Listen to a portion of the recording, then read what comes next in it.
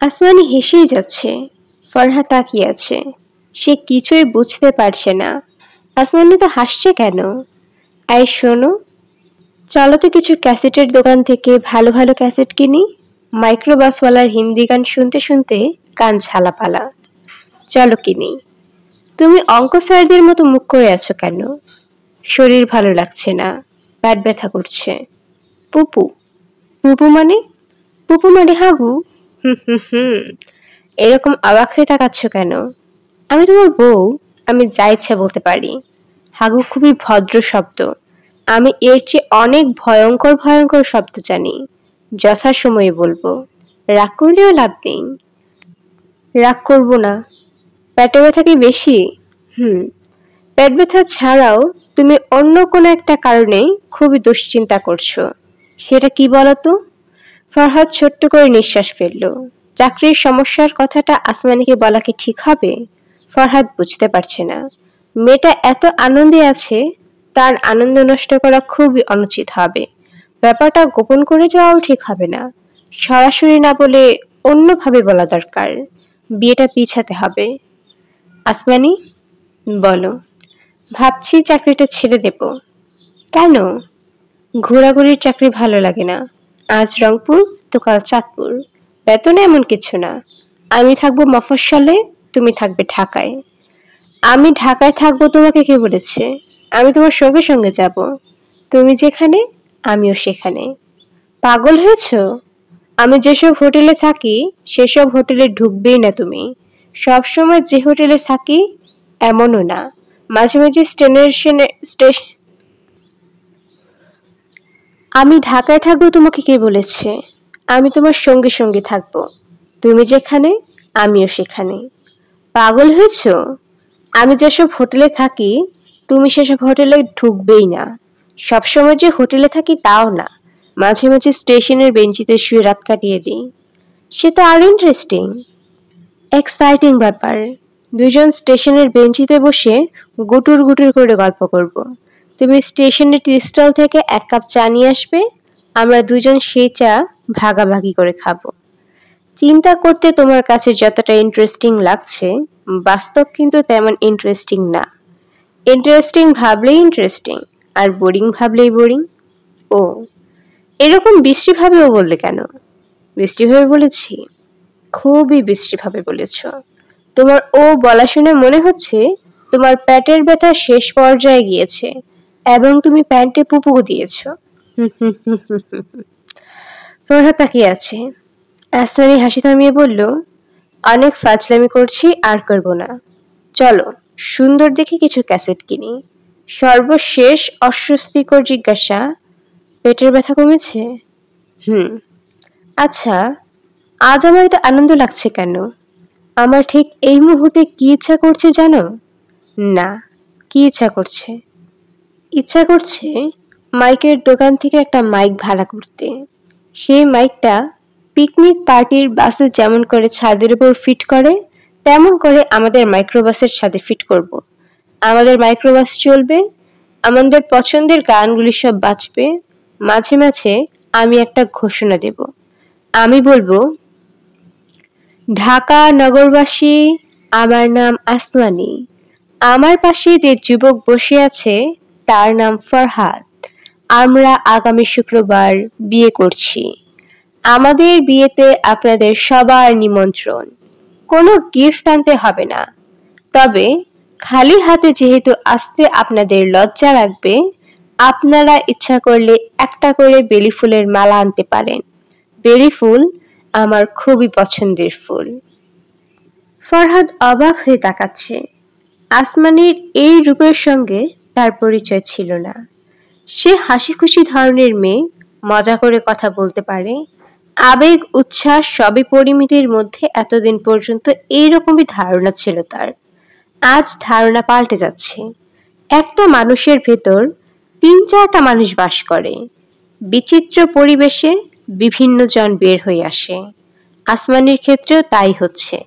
আসমানির ভেতর অন্য এক আসমানি বের হয়ে আসছে, যাকে ফরহাদ চেনে না।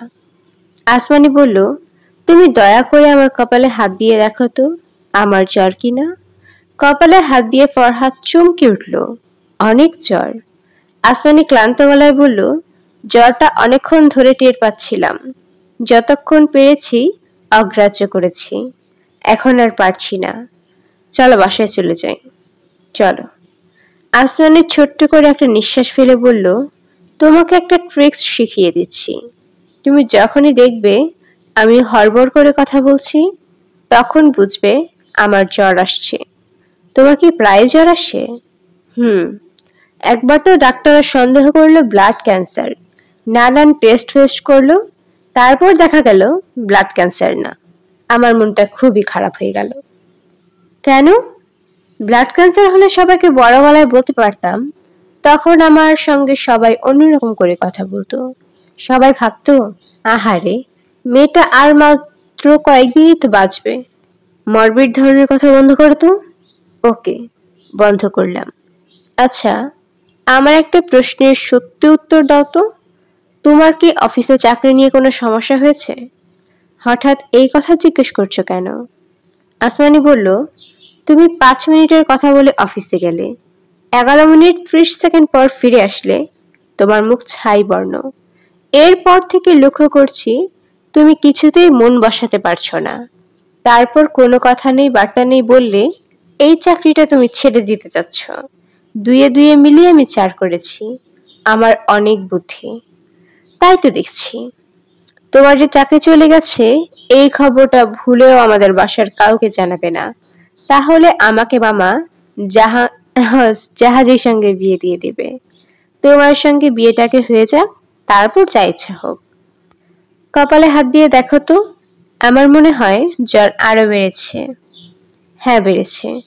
মাইক্রোবাসে উঠেই আমি কিন্তু তোমার কোলে মাথা রেখে শুয়ে পড়ব। তোমার দায়িত্ব হচ্ছে আমার মাথায় হাত বুলিয়ে দেয়া। পারবে না? পারবো। একটা গাছ, 10টা পাখি, 3টা উড়ে গেল। কয়টা থাকলো? 7টা। কেন? এমনি জিজ্ঞেস করলাম। এটা কি কোনো ধাঁধা? না, কোনো ধাঁধা না। ফরহাদ লক্ষ্য করলো আসমানি ঠিকমতো হাঁটতেও পারছে না, এলোমেলো ভঙ্গিতে পা ফেলছে। জ্বরের আভায় তার মুখ লালচে হয়ে আছে। ফরহাদের মনে হচ্ছে আসমানির হাত ধরা মাত্র সে এড়িয়ে তার কাঁধে পড়বে। তাদেরকে বেশ অনেকখানি পথ হাঁটতে হবে। মাইক্রোবাস অনেক দূরে অপেক্ষা করছে। আসমানি, শরীরটা কি খুব বেশি খারাপ লাগছে? হুম। হাঁটতে পারছো? পারছি, কিন্তু আমার ফিলিং হচ্ছে আমি ভাসতে ভাসতে যাচ্ছি। এসো, আমার হাত ধরো। হাত ধরবো না। হাত ধরলে ভেসে যাওয়ার ফিলিংসটা থাকবে না। আমার মনে হয় তোমাকে কিছুক্ষণের মধ্যে একটা বিপদে ফেলবো। কি বিপদ? মনে হয় অজ্ঞান হয়ে পড়ে যাব। নিউ মার্কেটে একবার অজ্ঞান হয়ে পড়ে গিয়েছিলাম। 30 মিনিটের মধ্যে শত শত লোক জমা হয়ে গিয়েছিল। একটা সুন্দরী এবং তরুণী মেয়ে অজ্ঞান হয়ে গেছে, বিরাট ব্যাপার না? খুব পানির পিপাসা পেয়েছে। আমি আর হাঁটতে পারছি না। আমার হাত ধরো। যদি অজ্ঞান হয়ে যাই, মেঝেতে শোয়াবে না, কোলে করে গাড়ি পর্যন্ত নিয়ে যাবে। মেঝেতে শোয়ালে শত শত লোক জমে যাবে। তুমি আর আমাকে ভিড় ঠেলে বের করতে পারবে না।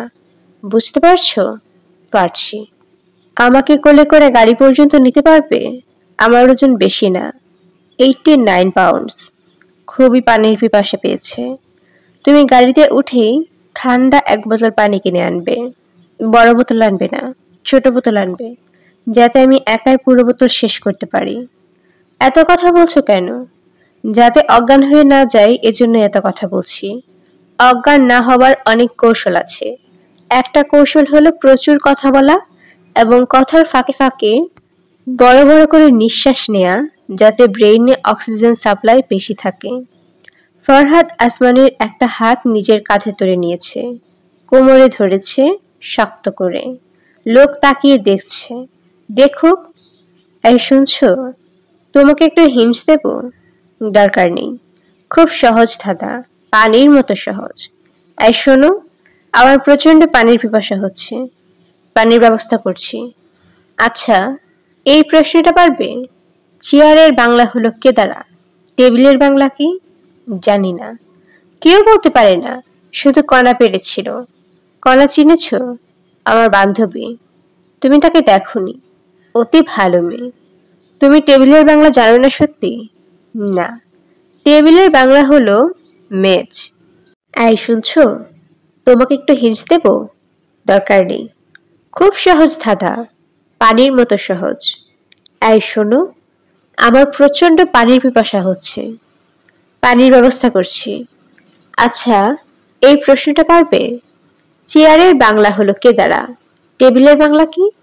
জানি না, কেউ বলতে পারে না, শুধু কণা পেরেছিল। কণাকে চিনেছ? আমার বান্ধবী। তুমি তাকে দেখোনি, অতি ভালো মেয়ে। তুমি টেবিলের বাংলা সত্যি জানো না? না, টেবিলের বাংলা হলো মেজ, ময়কার জ, বর্গীয় জ, মেজ। মনে থাকবে? থাকবে। এই, একটা মজার কথা শুনবে? হ্যাঁ, শুনবো। তুমি যখন সোনার দোকানে আংটি কিনতে ঢুকলে, তখন আমি ভেবেছিলাম আমার জন্য কিনবে। তারপর যখন ছোট্ট একটা আংটি কিনলে, তখন কি ভাবলাম জানো? না, বলতে খুবই লজ্জা লাগছে, কিন্তু বলেই ফেলি। তখন ভাবলাম, আমাদের তো একটা বাবু হবে কোনো একদিন, জন্মের পর পর তার মুখ দেখার জন্য তুমি আংটি কিনেছো। আমার ভাগ্নি রাকিকা, তার জন্য কিনেছি। তুমি যদি চাও, তোমার মেয়ের আংটি আগে ভাগে আমি কিনে রাখবো। আমি চাই, অবশ্যই চাই। আসমানি খুব ঘামছে। তার জ্বর কি কমে যাচ্ছে, নাকি শরীর ঘামা অন্য কিছুর লক্ষণ? ফরহাদ ভয়ে অস্থির হয়ে গেল। জোবেদ আলী রাতে ভাত খাননি, রাগ করে ভাত খাননি। রাগের কারণ অতি তুচ্ছ। তার একটা গাছ কে যেন পা দিয়ে মারিয়ে ভর্তা বানিয়ে ফেলছে। গাছটা তিনি তার পরিচিত নার্সারি থেকে অনেক দেন দরবার করে এনেছেন। 400 টাকা দামের চারা তাকে দিয়েছে 200-তে। সেই 200 টাকাও তিনি দিতে পারেননি। 100 টাকা দিয়েছে, 100 টাকা বাকি রেখেছেন। জাপানি ফুলের গাছ, নাম এরিকা জাপানিকা। বিশেষত্ব হচ্ছে, এই গাছে সবুজ রঙের ফুল ফোটে। সবুজ পাতার রং, ফুলের রং না।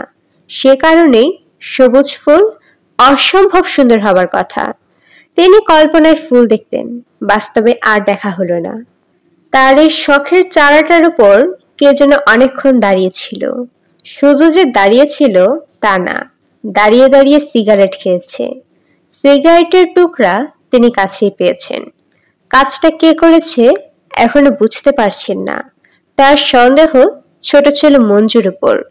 তিনি প্রায়ই লক্ষ্য করেছেন, মঞ্জু বাগানে হাঁটাহাঁটি করে, সিগারেট খায়। এর আগেও সে একটা পাথরকুচি গাছের চারা মারিয়ে চ্যাপ্টা করেছিল। পাথরকুচির জীবনী শক্তি অনেক বেশি বলে গাছটা বেঁচে গেছে। জাপানি গাছের এত জীবনী শক্তি থাকার কথা না। বেচারা বিদেশি মাটিতে বড় হচ্ছে। তার মন পড়ে থাকে জাপানে। তার আশেপাশে সব অপরিচিত গাছ, জীবনী শক্তি বেশি থাকার কথাও না। জোবেদ আলী ঠিক করে রেখেছেন, ছোট ছেলেকে আজ তিনি কিছু কঠিন কথা শোনাবেন।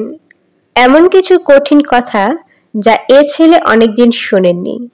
সিগারেট, গাঁজা যা ইচ্ছা খাও, বিছানায় শুয়ে শুয়ে খাও, গাছের উপর দাঁড়িয়ে খাবে কেন? মঞ্জু রাত 9টায় বাসায় ফিরল। দেরি করে আসবে বড় ছেলে ফরহাদ। আজ দুজনে দেরি করেছে। করুক দেরি, তিনি অপেক্ষা করবেন। প্রয়োজন হলে সারা রাত বারান্দায় বসে থাকবেন। রাত 11টা 10, তিনি বারান্দার মোড়ায় বসে আছেন। তার খুব ভালো খিদে পেয়েছে। খাওয়া দাওয়ার অনিয়ম এই বয়সে করা ঠিক না, কিন্তু রাগ কমাতে পারছেন না। রাহেলা বারান্দায় এসে বিরক্ত গলায় বললেন, তুমি সত্যি সত্যি ভাত খাবে না? জোবেদ আলী বললেন, না, আমি ভাতের কথা পড়ি।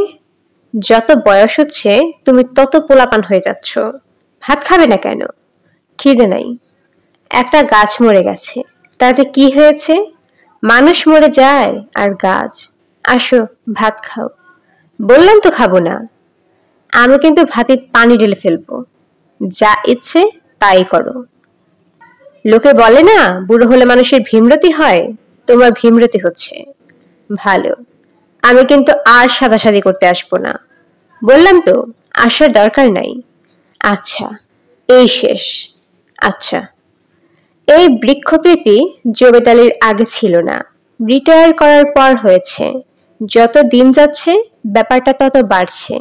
প্রতিদিন কিছু সময় তিনি ৭ মসজিদ রোডের এক নার্সারিতে বসে থাকেন। নার্সারির লোকদের সাহায্য করেন। গোবর, মাটি এবং ডাস্টবিনের আবর্জনা মাখিয়ে জৈব সার বানান। গায়ে পড়া কোনো সাহায্যই মানুষ সহজভাবে নিতে পারে না। তার এই সাহায্য কেউ সহজভাবে নেয় না। লোকটার আসল মতলব খুঁজে বের করার চেষ্টা করে। টেবিলে খাবার ঢাকা দিয়ে রাখলাম। যদি ইচ্ছে হয় খেয়ে আমাকে মুক্তি দিও। আচ্ছা। টিফিন ক্যারিয়ারে দুজনের মতো কাচ্চি বিরিয়ানি আছে। জাহানারা দিয়ে দিয়েছে। আচ্ছা। ফরহাদকে বলবে কষ্ট করে যেন গরম করে নেয়। আমি রাত জাগতে পারবো না, ঘুমের ওষুধ খেয়ে ফেলেছি। ভালো করেছো, আরো 2টা ঘুমের ওষুধ খাও। এটা কি কথা বললে? জবেদ আলী রাগী গলায় বললেন, বলে ফেলেছি, এখন কি করব? মারবে আমাকে? রাহেলা হতভম্ব হয়ে গেলেন। কথাবার্তা রেখে নমুনা, সামান্য একটা গাছ মরে গেছে আর লোকটা মাথা খারাপের মতো কথাবার্তা বলছে। রাহেলা খুব কঠিন কিছু বলার প্রস্তুতি নিয়েও নিজেকে সামলে ফেললেন। ঘুমের ওষুধ খাবার পরে রাগারাগি চেঁচামেচি করলে ওষুধের ধার কমে যায়। বিছানায় শোবেন, ঘুম আসবে না। এর চেয়ে ঝগড়াটা কিছু সময়ের জন্য মুলতবি থাকুক। স্বামীকে তিনি এত সহজে ছেড়ে দেবার মতো মানুষ না। তাছাড়া মেয়ের বাড়িতে যাবার কারণে আজ তার মেজাজ ভালো। আকিকা উপলক্ষে তিনি শেষ পর্যন্ত নাতনিকে একটা চেইন দিতে পেরেছেন। তার গোপন সঞ্চয় হাত দিতে হয়েছে। তার জন্য মেজাজ সামান্য খারাপ ছিল, কিন্তু চেইন দেখে জাহানারা এতই খুশি হলো যে মেজাজ খারাপ ভাব সঙ্গে সঙ্গে চলে গেল। জাহানারা অবশ্য বলেছে, ইস মা, তোমাকে গলার চেইন দিতে কে বলেছে? নাতনিকে দোয়া করবে তা না? দোয়া তো সবসময় করি। এত টাকা খরচ করা তোমার ঠিক হয়নি মা। একটা লকেটে দেওয়ার ইচ্ছে ছিল রে, হাত একেবারেই খালি। এই রকম বাজে খরচ তুমি করো না তোমার। রাহেলা মেয়ের খুশি দেখে খুবই তৃপ্তি পেলেন।